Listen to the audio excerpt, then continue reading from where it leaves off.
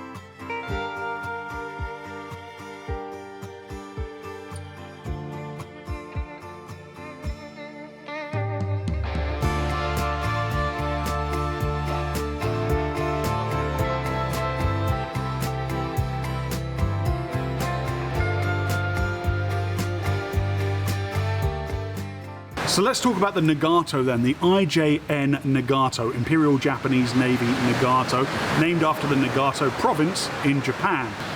The Nagato is one of the most storied battleships in history.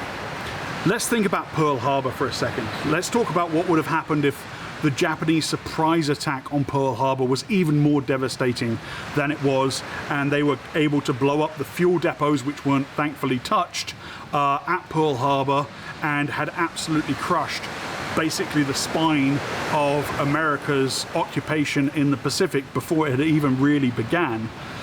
The war would have ended very, very differently. Or what about if Pearl Harbor hadn't happened at all?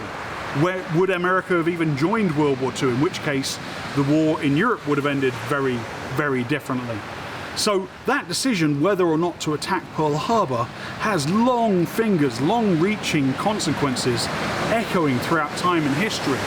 Well, that decision was taken on the bridge of the D.A.N. Nagato, a wreck, the only Japanese wreck, found here in Bikini Atoll. And if you're a Mod 2 technical rebreather diver, you can go down to the bridge and look at the exact spot where the Admiral stood and made that call to launch the Pearl Harbor attack.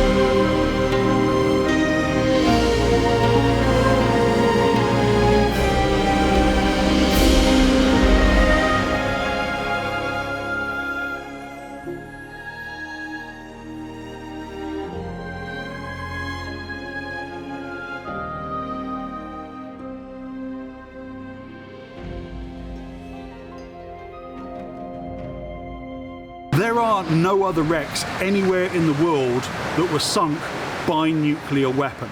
This is it.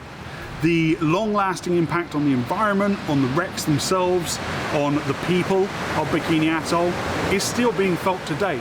You are living in history when you visit a place like this. I also want to say a great big thank you to my dive buddies Dan, Adam and Steve for coming on this epic adventure with me, because it wouldn't have been the same without diving with these guys.